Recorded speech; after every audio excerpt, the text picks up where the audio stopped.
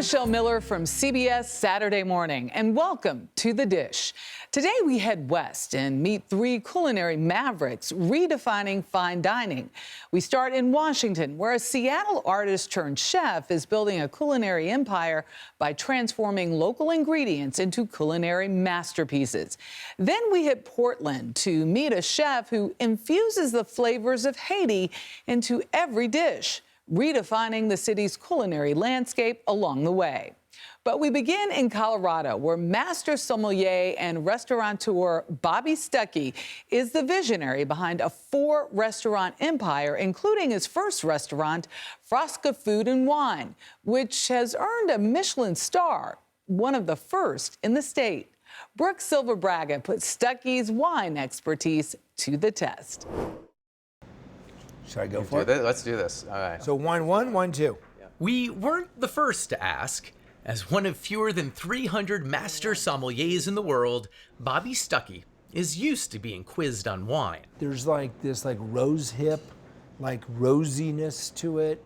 How are we coming up with all these comparison flavors? I come up with them by smelling things, Okay. smelling roses. You go around smelling stuff. all the time. And Okay. if everyone did that, everyone would have a great palate. We had bought 2 fairly obscure bottles at Boulder Wine Merchants, had them wrapped in paper bags, and asked Stuckey to identify the grapes used to make them and the specific place they were grown.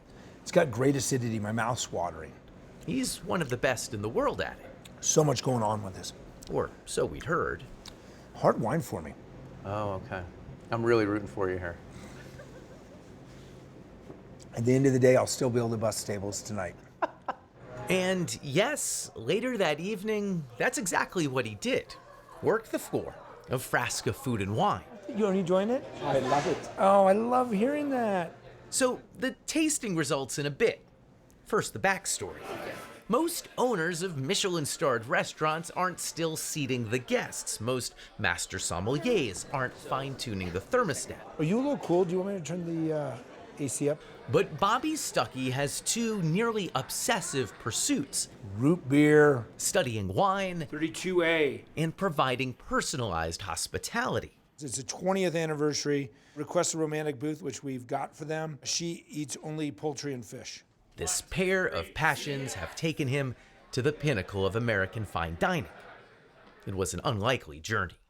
I was a dyslexic, ADD kid who got bounced out of Jesuit school. I tried really hard in school, but I wasn't very good at it. How old were you when you got kicked out? I was like 14. Okay. And I think when I found the restaurant industry, I found something that I was good at and that I got positive reinforcement at. He fell in love with the business almost immediately. I was in Flagstaff, Arizona, working at a restaurant called Bricks. I saw a brochure on my boss's desk that talked about the quartermaster sommeliers. The Court of Master Sommeliers offered education and certification in wine. Innocently enough, Stuckey began studying, not knowing he would spend the next 20 years chasing the organization's top recognition, Master Sommelier. Have you ever calculated the value of all the wine you've spit out? Millions. Oh, you think? Millions? Oh yeah, easy. Oh my goodness. Millions. A couple $1,000s a day for decades. He gained access to all those bottles by working his way to the very top of the industry. By 2000, Stuckey was running the wine program at Thomas Keller's legendary French Laundry. Anything that might surprise people about what you learned from Thomas Keller? He teaches you, treat it like it's your own, and someday it could be. 2 sets, please. And 20 years ago this summer, Frasca became his own, in partnership with founding chef Lachlan McKinnon Patterson. Their concept, food from a specific corner of Northeast Italy called Friuli Venezia Giulia. That is that region just north of Venice, just below Austria, right next to Slovenia. Frasca would balance the regional authenticity of dishes like frico, It is the classic dish of our region. basically Italian hash browns, with more obviously fine dining fare. This is a little scallop. This It's is beautiful. a scallop crudo, yep. Are This those is a- real flowers? Or Yes, what's that? those Okay. are begonias. These scallops come in and they literally have the name of the diver on it. Yeah, it's delicious. The regional specificity means, yes, there's fresh pasta, but it's filled with a specific history. This is a pasta called a calzone, like a ravioli, but it was made in the Carnic Alps by people that went all through the Austrian Empire selling spices from Trieste. And when they'd come home, their partners would make them a calzone of what was left in their rucksacks of spice trading. Stuckey himself doesn't go home much, instead overseeing an Italian-leaning empire that includes Pizzeria Alberico, Tavernetta, and Sunday Vinyl. Where'd the name come from? My wife has put up with 24 years of me working 6 nights a week. And on Sunday nights, we listen to vinyl and drink wine. The namesake restaurant lets everyone else do something similar. We pair an artist with kind of a cheeky theme. On this night, the music of ABBA and unusual grape varietals. So this is Garnacha Tintoera. The theme, Take a Chance on Me. There's a lot of sneaky grapes that don't get a lot of appreciation. Which takes us back to the tasting. There are, after all, hundreds of grape varietals grown all across 6 continents. Pinpointing the fruit and the place Okay, what could this be? is an amazing thing to watch. It's not tannic like Nebbiolo. It doesn't have that savoriness of Sangiovese. I think this is Pinot Noir. He was right about the grape, but where was it grown? Is it Burgundy? Is it the cradle of Pinot Noir? I think this is really good New World California Pinot Noir. You want to be any more specific than California? Could be Santa Barbara or it could be Russian River. I don't think it's Canaris. It is Russian River. Russian River, boom. That still left the wine he'd had so much trouble with, a much trickier Pinot Noir, Tough. because its color was unusually dark. It's not Sangiovese, it's not Nebbiolo, it's not Pinot Noir. I think maybe it is Pinot Noir. I think it might be Burgundy. I think it might just be a darker Pinot Noir for Burgundy that's got some tannins. Oh, do you want to be any more specific than Burgundy or no? Sure, Von Romani. Von Romani was off You're right, it's Burgundy. by less than 30 miles. Up next, a former artist who traded in her paintbrushes for chef's knives. Renee Erickson didn't set out to be a chef, but she fell in love with food while studying art in Italy. Back home in Seattle, she waited tables at a small French restaurant while she shifted her studies to the culinary arts. Now the self-taught chef is a James Beard Award winner and has 9 flourishing restaurants, including that little French spot where she worked front of the house. Dana Jacobson has the story. Just past the docks that line Salmon Bay, in the heart of Seattle's Ballard neighborhood, is an oyster bar meets restaurant that celebrates the bounties of the Pacific Northwest, the walrus and the carpenter. It's a pretty magical place to be a cook. And I'm incredibly proud of it. I'll fight with someone from Boston about whether our seafood's better. Renowned chef and co-owner Renee Erickson is a Seattle native with a passion for showcasing the region's finest offerings, like a slightly smoked salmon served with homemade herb cheese and grilled toast. This tastes, I love salmon, but this is beyond, I don't know, it tastes beyond my normal salmon. Yeah, it shows up really well. It's delicious. The house specialty, Hama Hama clams, which are manila clams locally sourced from a seafood farm 40 miles away on the Hood Canal. Simmered in butter, shallots, and garlic, they're finished with a splash of cream and tarragon. I have a really close relationship with the farm.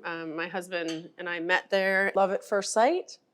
I was mostly, wondering if he knew enough about oysters to be selling them. Erickson's culinary ties to the Evergreen State started in childhood. Born and raised in Woodinville, just northeast of the city, she was influenced by the nature that surrounded her. In the summer times, my folks bought a cabin about 45 minutes north that looks out over the water. And so when I was a kid, we would go there, and that's where I became really interested in seafood, I would say. And while that may have been the initial spark, Erickson admits she didn't plan on pursuing a career in the kitchen. I have no actual culinary training whatsoever. I have a painting degree from University of Washington and thought I would be a teacher. Went to school in Rome, and at that point kind of really fell in love with the idea of food and how it's part of people's lives in a way that it really wasn't mine. I didn't come home thinking I was going to be a cook. I came home thinking I want to go back to Rome.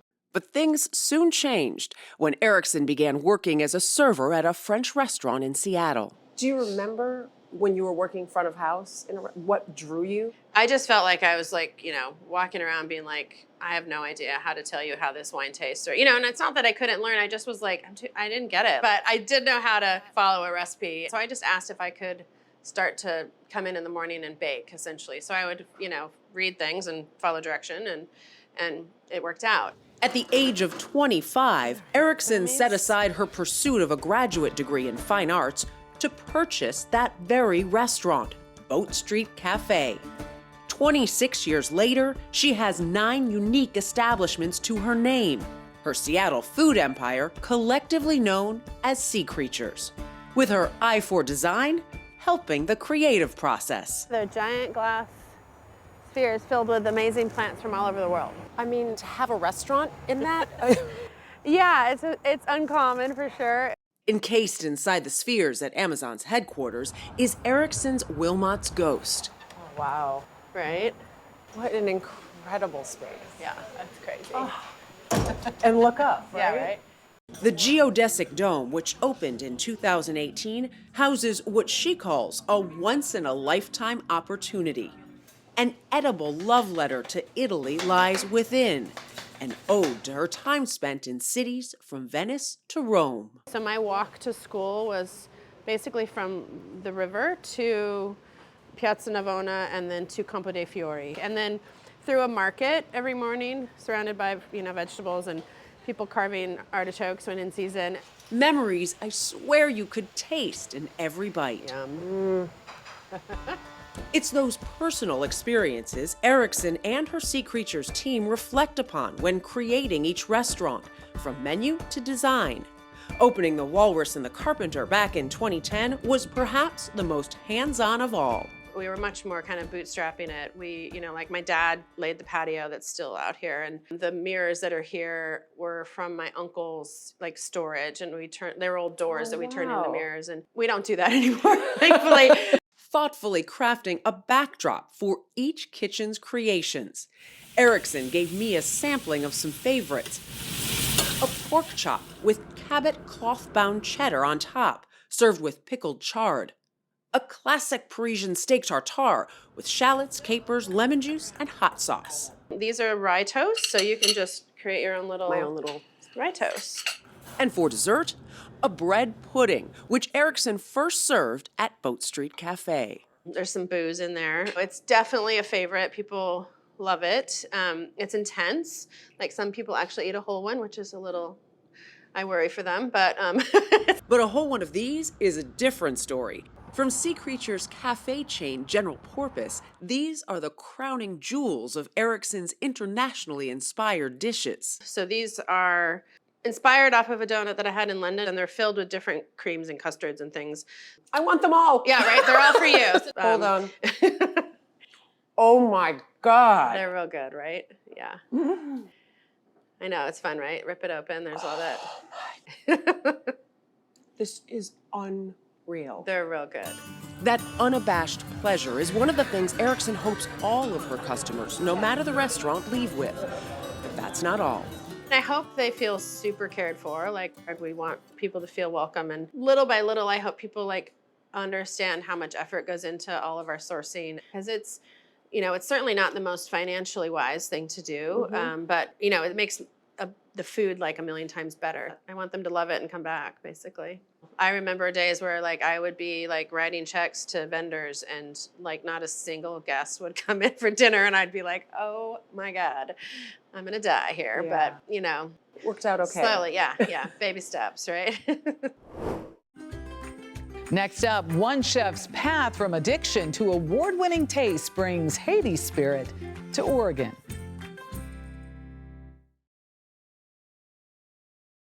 At Cannes, James Beard award-winning chef Gregory Gourdet uses local ingredients to transport his Portland guests to the Caribbean. Gorday's culinary journey from interning with celebrity chef Jean Georges to overcoming addiction has led him to become a champion of Haitian cuisine and his restaurant Con as a passionate tribute to his heritage. Oh, wow. Bridge City, there's like 7 bridges right there. Wow. From high above the city he loves, Chef Gregory Gorday sees Portland's promise and his part in it.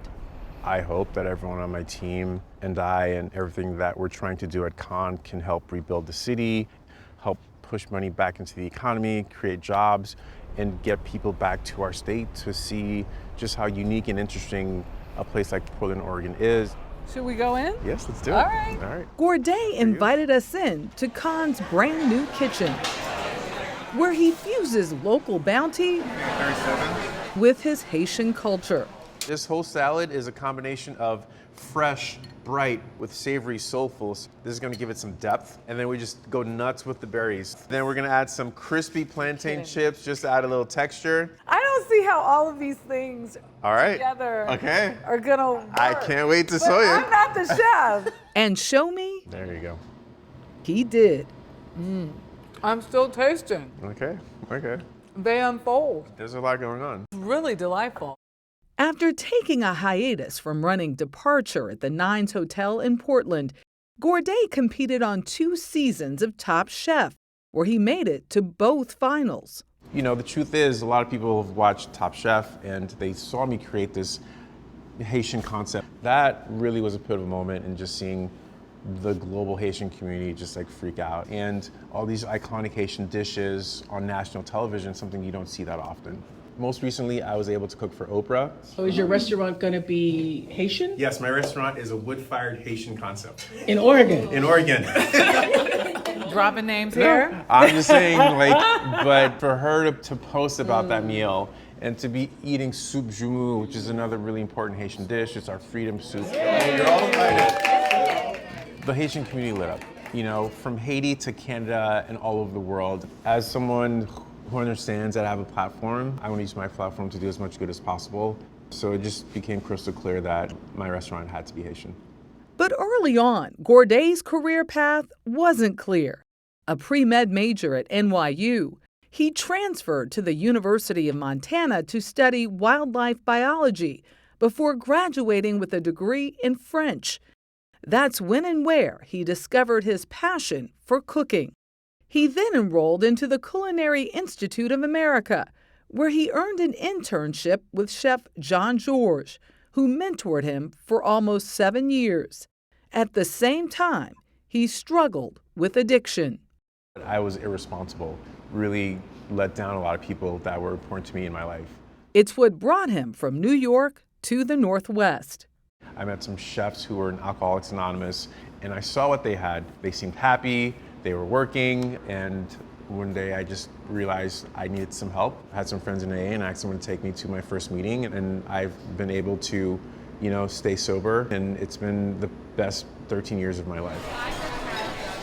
It's why his bar menu is stacked with zero-proof options.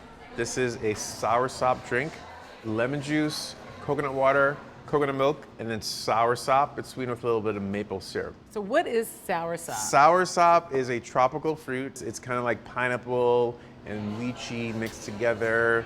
But once you taste it, to me, all it tastes like is the tropics. But we got a little ahead of our tasting. So what we do here is a combination of traditionally inspired Haitian dishes. Chef Gorday began with a sampling of his Haitian appetizer. Today we have, don't mind my fingers. I won't mind your Today fingers. we have a salt cod filling. Okay. A flaky codfish patty made with plant-based butter. I went off about 13 years ago, gluten and dairy, and I discovered that my body feels much better off it. A lot of the Haitian cuisine is actually already gluten-free and dairy-free. His savory stew, made of eggplant, carrots, squash, and onions. It's so pretty with all the fresh Yes. cilantro Yeah, so and flowers. But if you love it so much, how come you aren't pouring it onto your plate? What is this? I'm getting some too. I'm just excited to tell you about everything. His moulin, grilled cornmeal porridge cooked with pepper and chilies. Barbecue originated in Haiti, and that when Christopher Columbus first came to Hispaniola, as he called it, he saw the indigenous folks grilling over charcoal and wood for the first time. And so we have a big, beautiful hearth here, and we grill a lot of things that we do. And his kidney beans and collard greens, finished off with boiled peanuts, an ode to Haiti's West African roots. So we have collard greens that are cooked down with tons of onions and garlic till they're really tender, and then finished with peanut butter that we make, coconut milk, and some spiced tomatoes, and then it's garnished with boiled pickled peanuts. This is a very popular dish on our menu. But beyond the food, there's been an education. We spent a lot of time working with educators just so the staff here is armed with knowledge as possible about the history of Haiti. Knowledge of the indigenous populations, their genocide, both Spanish and French colonial rule, and their import of enslaved Africans, and the pride of Haiti's revolutionary independence. We were the first black nation, first black republic, we're the first black folk to free ourselves from slavery. It all comes together here at Cannes, the history and the hope for a better tomorrow. You know, I think Portland is definitely a global dining destination, and it's important that we stay on the map, and I think us doing this will really help get diners back to our city from all over the world. For more stories like these and live coverage of breaking news, stream us right here on CBS News 24/7. I'm Michelle Miller. We'll see you next time for another helping of The Dish.